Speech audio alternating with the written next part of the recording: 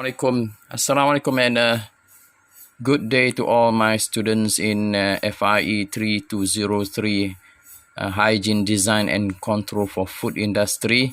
So I will be teaching for yourself from chapter 9 to chapter 15, and then chapter 9 we start with the title as design and hygiene control for food transportation. The subtitle that we are going to cover is distribution and storage. We are going to learn what are the requirements for transportation, distribution and storage for food industry, and then maintain the hygiene of the processes. In this, and there are two elements that we need to take care of is temperature management and avoiding cross-contamination. We are going to learn what is the new technology on temperature management, and then how to make sure that there will be no cross-contamination along the process of transporting food.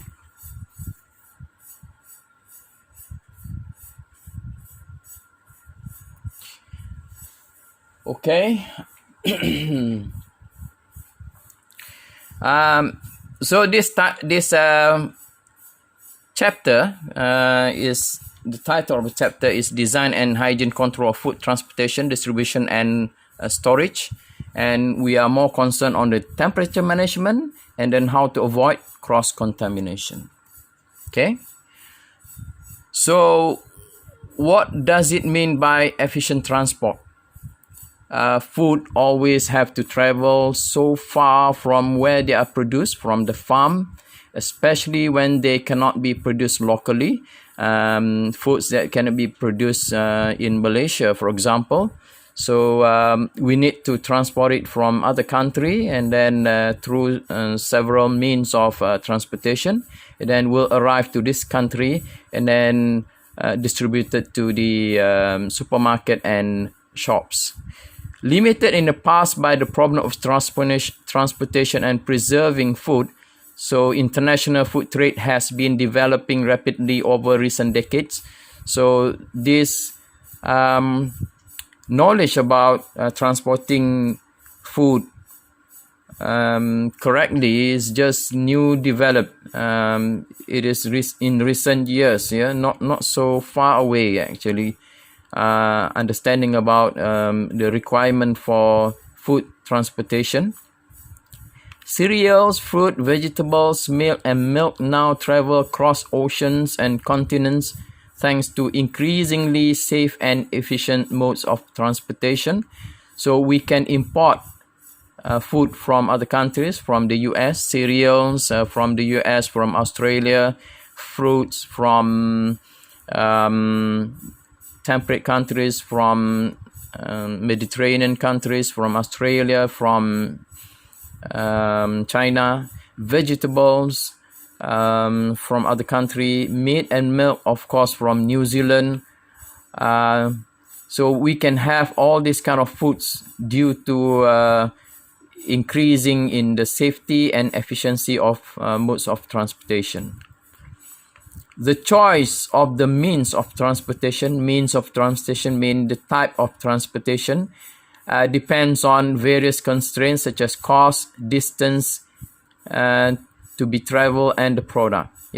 So cost, of course, the business will find the cheapest way to transport the food. The distance, so we seldom import food from say South America. Instead of that, we import food from Australia, and then also the product. So the product like cereal, that is okay to transport many miles away using ships. So we can import it from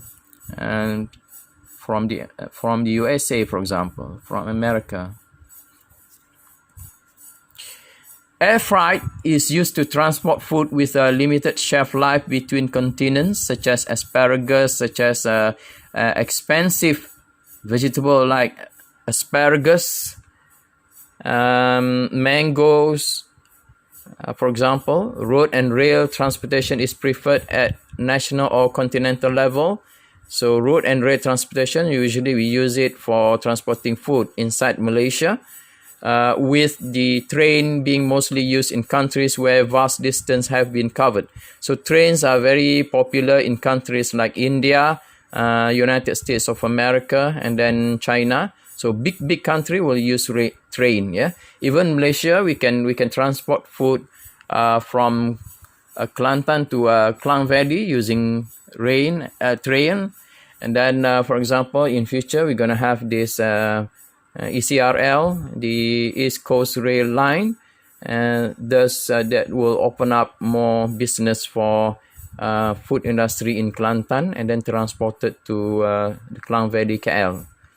Sea freight is less expensive and plays a major role with specialized vessels such as refrigerated cargo and container ships. So sea freight, we can export or import food that can be refrigerated. Yeah. So whichever mode of transport is chosen, food still has a complicated journey, from one place to another place, becoming longer as food passes through the various production, packaging and distribution centers, adding extra food miles. So the terms here, the important term here is food miles, meaning that from point A to point Z, the initial to the end of the processing of food. Consumers at the end of the chain are likely to use their cars when they go for food shopping. Of course, when we go to the shop or to the supermarket, we're going to use our cars. At the end of the day, food may have traveled thousands of miles before reaching our plates, miles which have an environmental cost. Yeah. During this MCO, this movement control order in Malaysia, for example, so we have to be careful not to go out every day. So we have to we only go to the supermarket when it is required. So it even more complicated nowadays. Okay, this picture shows the air freight using a transport aircraft. So the food can be transported after they're being put into packaging such as this. Only several kind of food that will be transported through air freight, especially food that is very expensive vegetable like asparagus, expensive flowers. Yeah, so only certain kind of food that will be transported to from a place to another place. For example, nasi air dingin Tumpat Kelantan is transported through air freight, every day, 5 o'clock in the morning, 6:30 flight from Kota Baru to KL. The price here is 3 ringgit per package, and it will become 5 ringgit in Kuala Lumpur. So people in Kuala Lumpur also can buy this nasi air dingin, nasi belau air dingin from Tumpat Kelantan, and is being transported through Air Asia.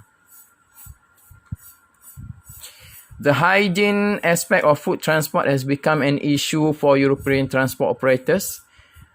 So the idea of having this hygiene food transportation originate from in modern days from Europe. Yeah. So in 1990s, only in 1990s, when national government in EU urged transport operators to act on food safety, only in 1990s there is a concerted effort in the European Union to have a new policy on food transportation. Nowadays, retailers and food producers are demanding more hygiene measures from transport operators. And why this is happening? Retailers and food producers, demanding more hygiene measures from transport operators. So there is a transport operators that owns the lorry, that brings the food produce from farm to the retailers, such as supermarket like Aeon ke macam apa nama Pantai Timur, and food producers, syarikat yang menghasilkan makanan, kilang-kilang makanan. So lori-lori yang membawa makanan such as vegetables and fruits from farm will need more hygiene measures. Why this is important? So these are the kind of questions that I asked in the final examination of why this is very important. So you can think of perhaps in terms of profit of the company, avoiding wastage, avoiding damage of the food, the quality of the food, those kind of criteria that is being looking forward by the retailers and food producers. Transport operators need to fulfill an increasing number of hygiene schemes, so they need to rule out or list out hygiene schemes to be allowed to participate in transport tenders of the large retailers and food producers. What are the example of large retailers and food producers? In Malaysia, for example, definitely Aeon, Tesco, all these large supermarkets, they will have hygiene schemes, standard schemes to be followed by the transport operators. For example, this is Tesco. You can know that this is for Tesco because of the lettering here is very much trademark for Tesco. So less CO2. Less CO2 rail. So Tesco has been promoting that their transportation is very environment friendly, will produce less CO2. So when they using train rather than using lorries, that means less fuel will be burned and less CO2 will be released to the environment. This is another corporate way of campaigning, improving their image to the consumer. Tesco Malaysia, so they are Fisher is the CEO for Tesco Malaysia, and Hassan was our former ministry for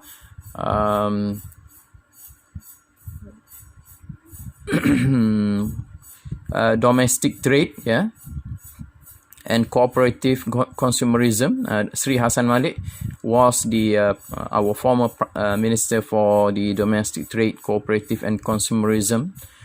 So they launched this lorry yang lebih mesra alam. So this lorry is a modern lorry that use less fuel, and then they're going to use these lorries to transport food for Tesco.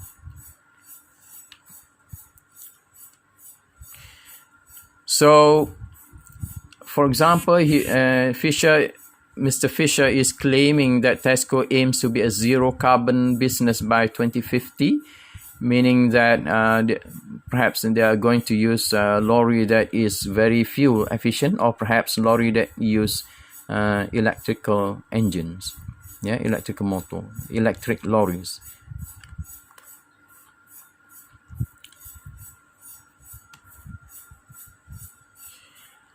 In every food supply chain, there are dozens of transport steps. So the keyword here is supply chain. Supply chain is from farm to fork. From daripada ladang sampai ke atas kita punya pinggan, itulah supply chain, bermula daripada petani, from the agriculture business, from the farmers, and then goes to the processors, and then will be transported to packages, then will be transported to the retailers such as Tesco, Yeah? So a lot of transport steps. This transport step can differ greatly in duration, conditioning, and type of food product. So duration, time required, the length of the distance, conditioning, whether you need to do it in air condition, in a frozen condition, the type of food product, is it fruits, vegetables, meat, or milk? Yeah. So this transport will have their own safety profile. Safety, food safety. Remember, yeah, food safety is talking about how to avoid food spoilage from microbial, chemical, and physical. Yeah, food safety means microbial, chemical, and physical. Majority of food transport have a short duration between 1 to 4 hours. Yeah, lorry, for example, traveling from somewhere to point A to point B, so cannot be more than 4 hours. Yeah, that's why if you are supermarket retailers like Tesco in Kota Baru, so you have to find food that is requiring traveling less than 4 hours. Duration of the complete supply chain, at least 3 to 7 days of fresh foods, food production, retail, and storage at the consumer. Sometimes we have to import, so at least it will take about a week before reaching this country. The hygiene risks during transportation are usually limited in comparison to the risks associated with the longer supply chain steps. So hygiene risks usually come from transportation. Yeah. There are several transports in food supply chain that are more delicate, such as live animals, hung carcasses. Okay, so this is example of transporting live animal. We can have, you can see that there's a cow here that will be transported using this special lorry. We won't see these kind of things in Malaysia. Usually in Malaysia, lorry is very open and not as close as like this. Yeah, this is a very comfortable lorry for a cow. You have a ram there that the cow will walk nicely onto the lorries. Yeah, and perhaps only 5 cows per lorry instead of 10 sampai 15 ekor satu lori di Malaysia ni. Yeah, so in overseas, in the UK, in Australia, for example, they have very high empathy for animal. Yeah, and this is carcass. Carcass ni maknanya daging. Yeah, carcass means the meat. Of course, this is a pig carcass. Yeah, it's being hung onto the rail of the lorry. Dia kena gantung macam ni, ya. Tengok gantung, and then there is no touching of the floor of the lorry, and then there is also no touching of the wall of the lorry. Yeah, no touching of the wall of the lorry, and then there is spaces between the rails so that cold air will be easily circulated around the carcass. Yeah, and then the carcass will not be packed in such a manner that is too packed. So it must be there's a space between the carcasses so that the cold air can give an effect of cooling onto the body of the carcasses.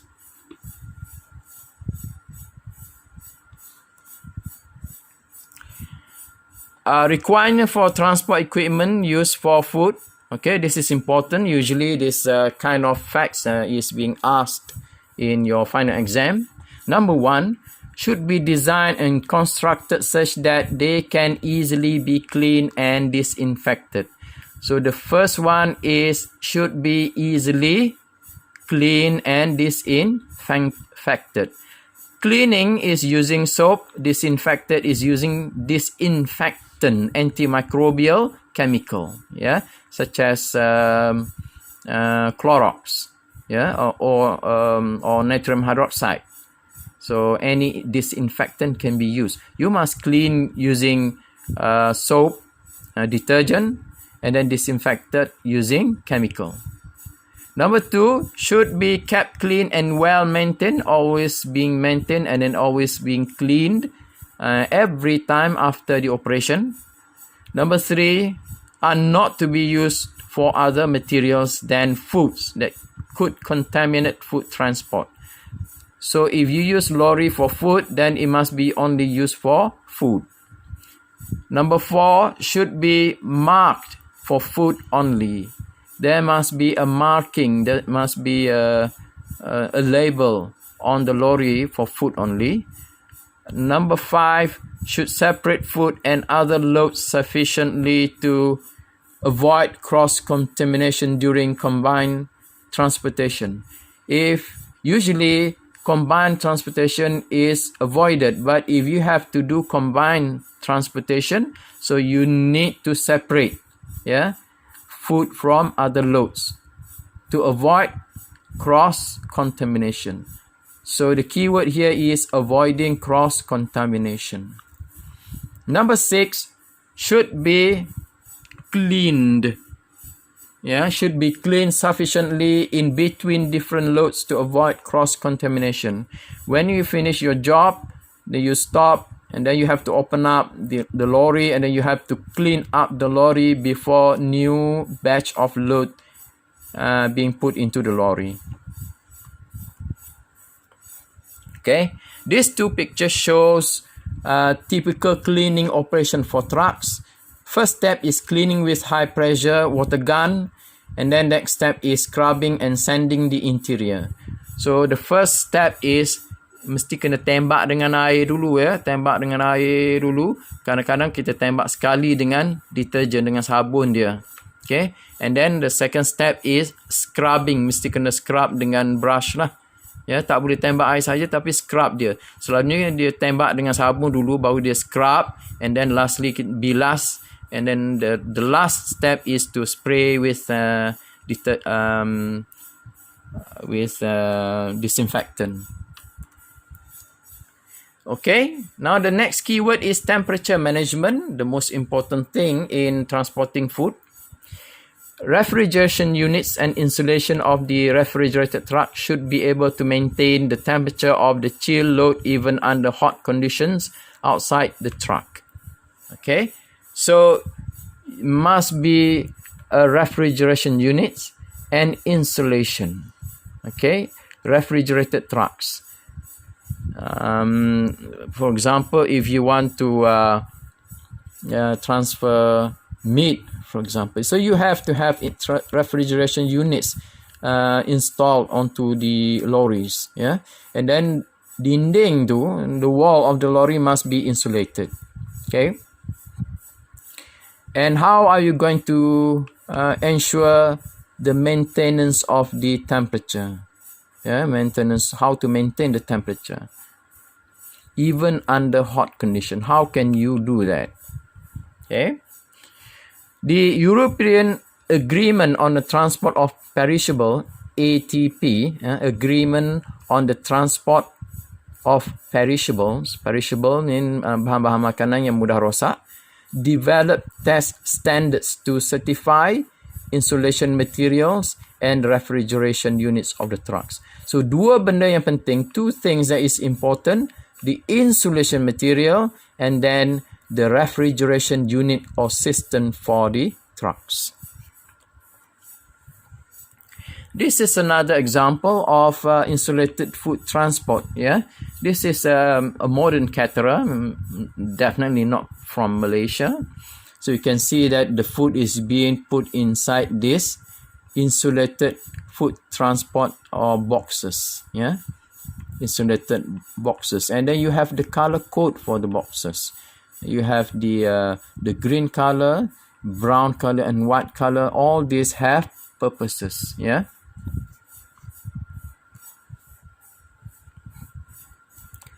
Improvements are still regularly being developed, such as improved insulation materials, thinner and lighter refrigeration unit that are more energy efficient. Yeah, so refrigeration unit is the refrigerator peti sejuk. Yeah, tapi unit dia tu dia ada compressor dengan gas. So the compressor memerlukan motor, using a motor, electrical motor. And nowadays we have very efficient motors. They call it as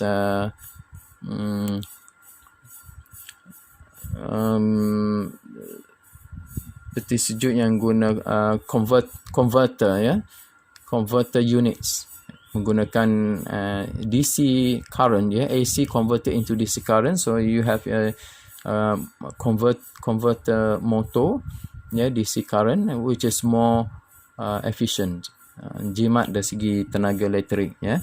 And then gas, compressed gas they use instead of using Freon, they are using refrigerant 134A, for example, yeah, which is more environment friendly. And the material, insulation material of the lorry, very good material that is very thin, so that the lorry will have less weight, and then the lorry will use less fuel. Yeah. The performance of the insulation foam had temporarily been diminished when chlorofluorocarbon (CFC) blowing agents were forbidden. Before this modern days, CFC is being used to blow up the foam for polystyrene, for example. Yeah. But CFC is not good because it can eat up the ozone layers of the earth, ozone layers of the earth. However, the foam industry is continuously developing improved new foams without CFC, which will improve insulation with improved insulation properties. These improvements are expected to continue in the coming years and will bring the cost of refrigerated transport down slightly. So the improvement will reduce the price of the foam for insulation of the wall of the lorry. Yeah.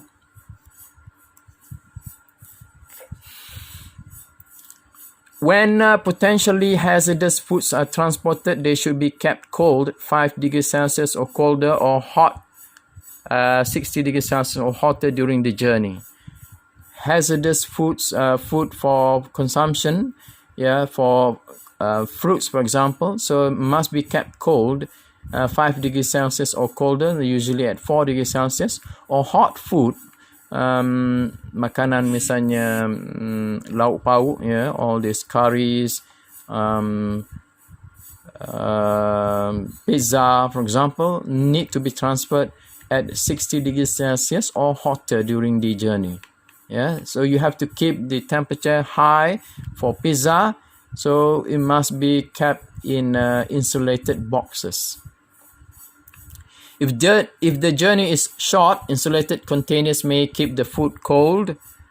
If the journey is longer, you may need to use ice bricks to keep food cold and heat packs to keep food hot.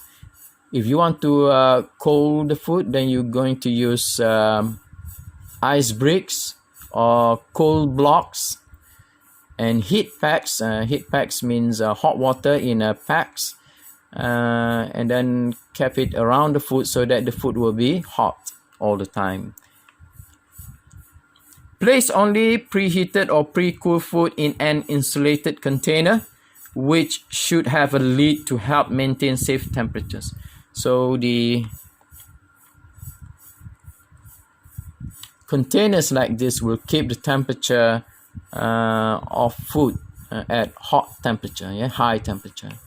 So these are the caterer that bringing food to the customer in a hot box.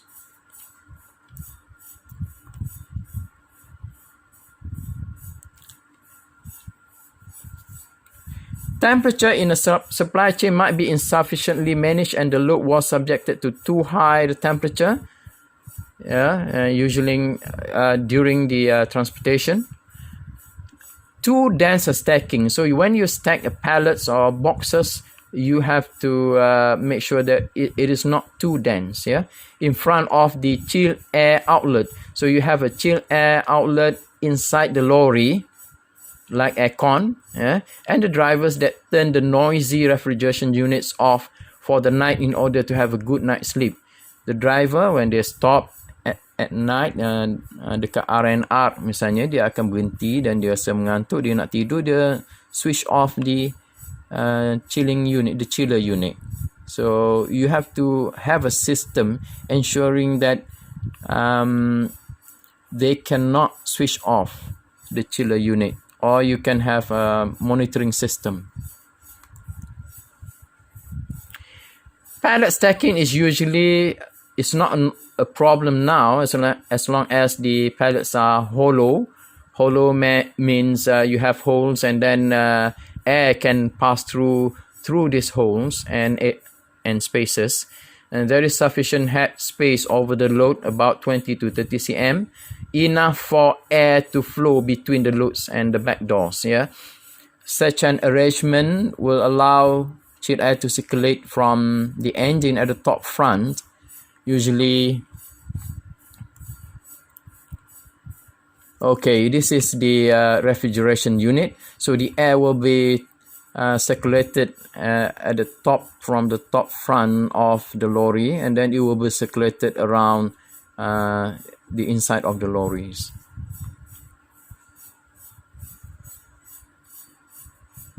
And also through the hollow pallet bags to the front. So pallets, this is the pallets. So you can see there are spaces, yeah, in the pallets, so that will allow chill air to move around the packs. Yeah, so you have food materials being packed on top of the pallets, and then you can see that the pallets have areas or spaces so that the chill air can flow through. This lorry do not require chilling of the air. Yeah, you can see there is no chill air unit here, a cool air unit at the top of the lorry. So this lorry perhaps have transporting dry foods like cereals, milk in cartons. Yeah, so do not require chilling of the air inside the lorry. And you can see this, the opening is just through canvas.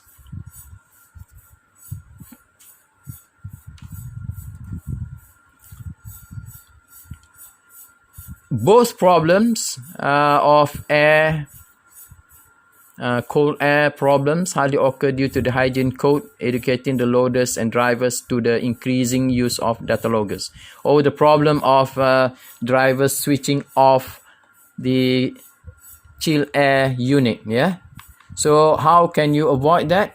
By using data loggers. Yeah, so you can see the data, and then make sure that the lorry driver will not switch off the air condition or the refrigeration system.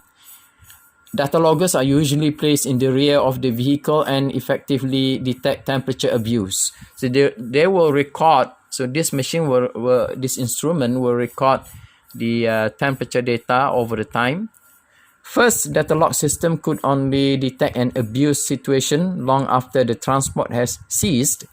After the transportation has been conducted, when the truck was returned and the data loggers were dismounted from the truck and the data were loaded on the computer system of the operator. This is 1990s and 2000s punya technology. Now technology, we have real-time technology that the data loggers can send data through smartphone, through telecommunication system, and then the managers can watch the temperature profile almost immediately.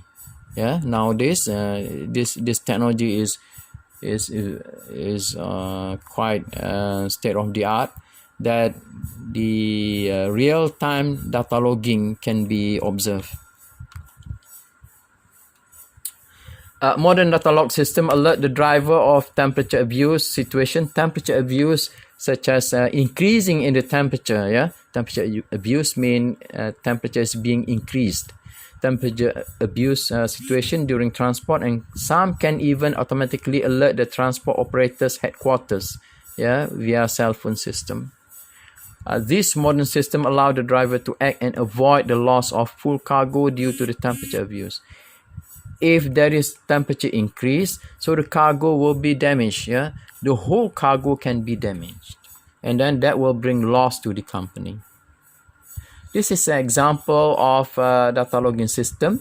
So you put this unit inside the lorry, and then the data will be sent through radio wave to smartphone, and then this data will be shared by the headquarters. The managers can see this in real time. Yeah, so you can see the temperature now. This is the time. This is a time axis. Okay, Thursday 0045 mean 12:45 a.m. Thursday. Yeah, this is 6:45 and 12 noon, and this is the y-axis is the temperature from 30 to 40. What is the units? Degree Fahrenheit. Yeah, the unit is in degree Fahrenheit. So you can see now there's a temperature abuse or increase in the temperature, yeah, along the line, the time of transportation. You have temperature and also humidity. The black line here is the temperature, and then the blue line here is the humidity. So when you open, the driver open up the door, the back door of the lorry, so there will be an increase in humidity as well as the temperature. Yeah, you can see how many stops he made. 1, 2, 3, 4, 5 stops, and opening up the door of the lorry. Yeah, you can see the minimum temperature here. Oh, this is degree Celsius over here. Oh, what is this actually? This is this is the temperature axis, and this is the humidity axis. This is from 0 to 40%, 50% humidity here, and this is temperature from 0 to 80 degree Fahrenheit. This is another example of temperature data logging. Yeah, we can see in this logger display, you can see that this lorry has made 3 stops. Yeah, 1, 2, 3. Okay. Look at this data logging. Yeah, this is the time, and axis Y is the temperature. We can see that the temperature, once you close the door and then refrigeration unit is goes online, so the temperature will decrease slowly. Yeah, temperature will decrease slowly because of the power of the refrigeration unit. Yeah, start to cool, and then when you open up the door, then the temperature will increase almost immediately, and then will start fluctuating the temperature, and then you start to open up the door some more. Yeah, so the temperature will take time to reduce to the required cold temperature. So it's very important to always close the door. If you open up again the door, then the temperature will go up to the red line. Yeah, that is not good for the food inside the lorry. Yeah, if you frequently open and you open the door longer, then the temperature will stays at dangerous line longer. This red line for the temperature. Okay, this is a chip that usually put inside the packing of the food. Yeah, USB single-use temperature data logger. So nowadays it's very cheap now to use this data logger. So you put inside the food or the packaging of the food, and then at the end of the transportation, take it out and then plug in into reader unit like your handphone, yeah, and then all this data will be collected, yeah. This is also another type of probe that can be inserted into meat, for example, yeah. So you just punch it into meat, then the temperature profile will be recorded inside this unit.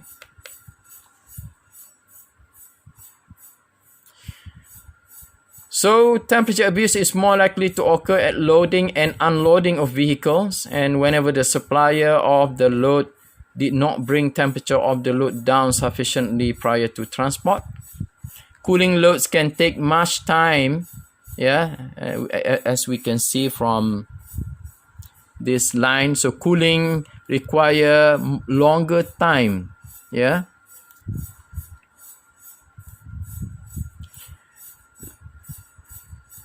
So cooling loads can take much time, up to a day for carcasses, and hence there is a clear motive for hasty suppliers in the hectic food supply chains to dash off the pre-cooling. So the pre-cooling is required. It must be cooled before transported into the lorry. It must be frozen beforehand, and then so the temperature profile is more critical for transporting meat, yeah, carcasses. Since refrigerated trucks are not being designed to cool a cargo during transport, the consequences can be major, yeah. For meat, for example, there will be a contamination and lots of germs inside the meat, and then and you can have a foul smell, and then all this food material will have to become a waste, yeah, and then that will become major economic downturn for the company. In order to avoid claims, modern transport operators will measure the temperature of the load themselves prior to loading. So bila daging tu dah dibekukan, so operator tu akan ambil temperature tu of the meat to ensure that the temperature is already cold enough, and use a modern data log system which would register temperature abuse from the start of the trip. So they will make sure that ensuring that the temperature is always below the requirement, yeah, and then so the retailers cannot claim false onto them. For fruit and vegetable transport, temperature control is currently playing an important role. So for fruit and vegetables, the temperature is usually around 10 to 12 degrees Celsius. Yeah. Traditionally, the fruit and vegetable sector divided into two temperature regimes. One is 10 to 12. Another one is below 7 degrees Celsius. Yeah. Since retailers and transport operators are forced to reduce costs, there is a tendency to transport all fruit and vegetable at about 7 degrees Celsius to avoid damage on fruit and vegetable. Usually 7 degrees Celsius is the chosen temperature. This is bad for the food quality, yeah, not necessarily bad for the food safety. Food quality in terms of crispiness of the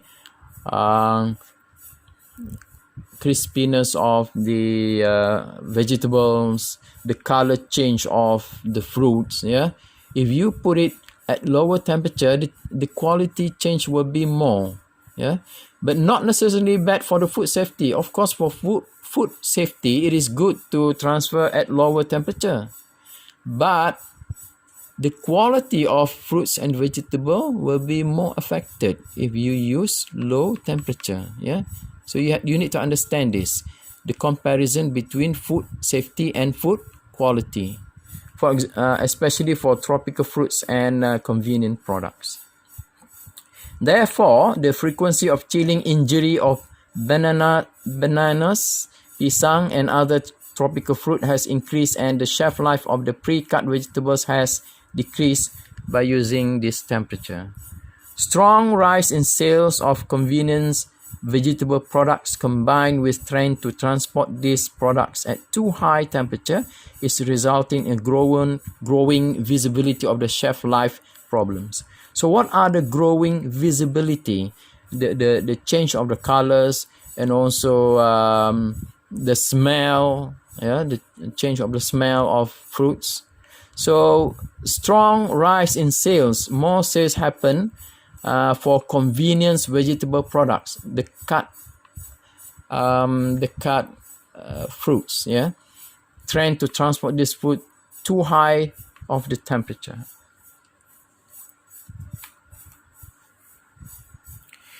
Temperature abuse at unloading occurs reasonably frequent with transport to shops. Small shop and the good reception is not chilled.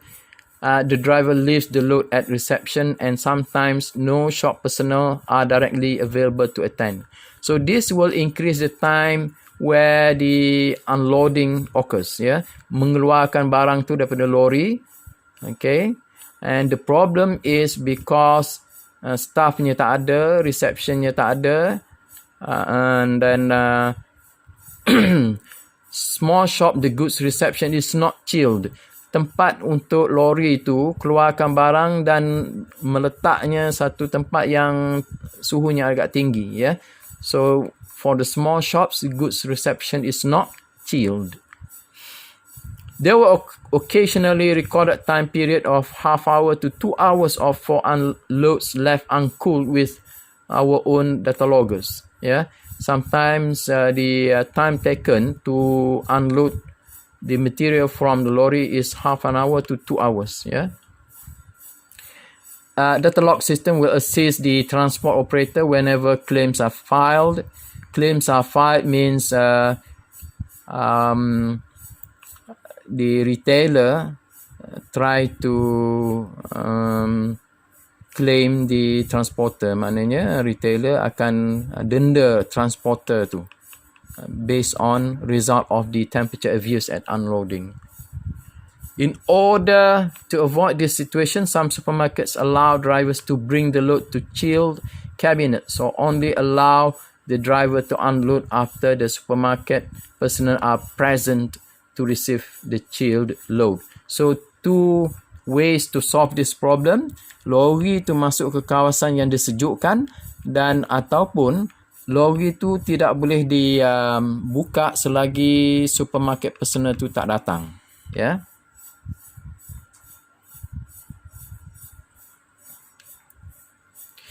So food transport with frequent stop and many door openings forms a special challenge.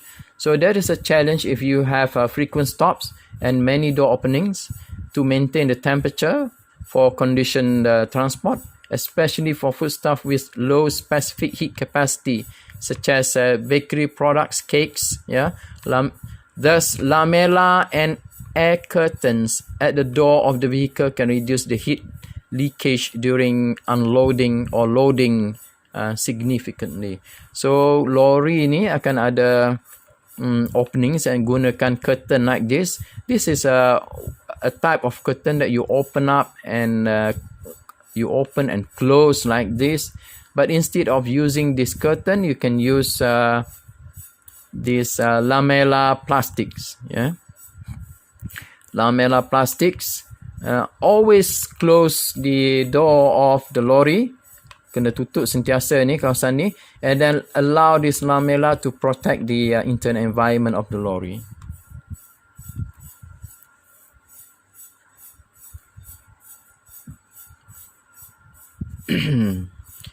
In our modern supply chains, an increasing amount of refrigerated shipments is air freighted. Refrigerated air shipments have their own unique problem.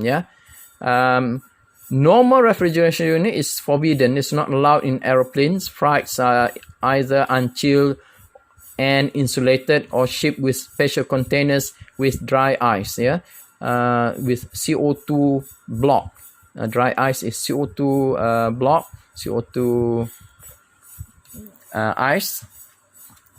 Most refrigerated loads are well pre-cooled and insulated for the flight A very limited number of shipments make use of the specially designed enviotainer.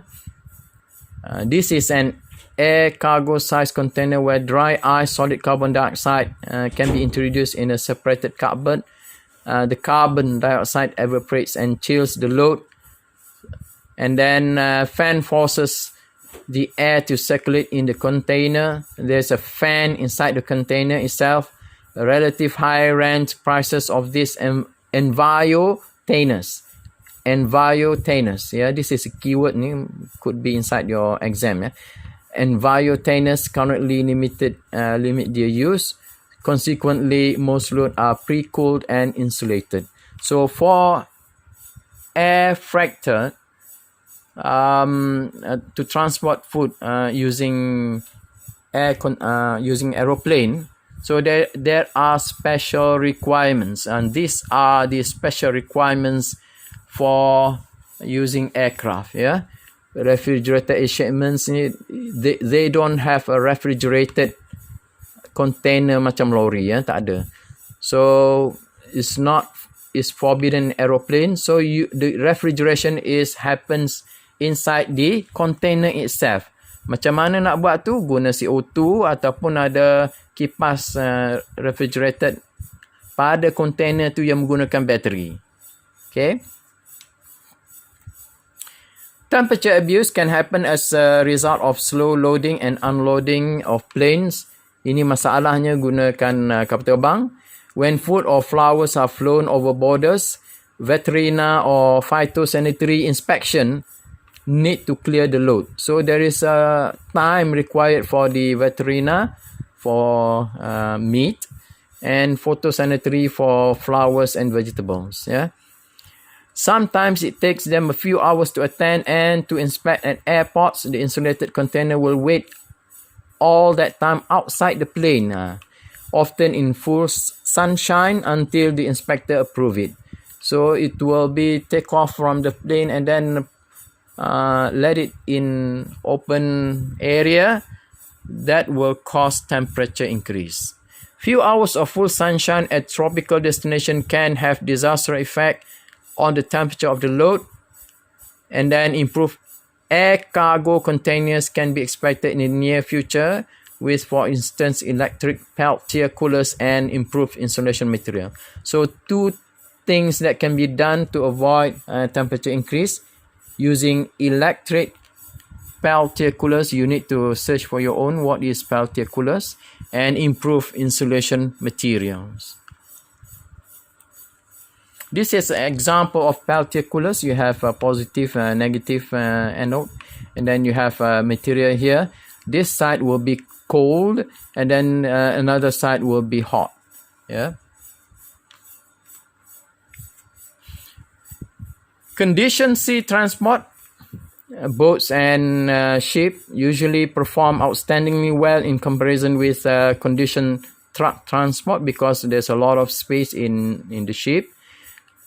Northwest Europe, the Cool Box initiative, yeah. The intermodal reefer containers for short sea, rail and road has improved the logistics of fresh produce during the last decade.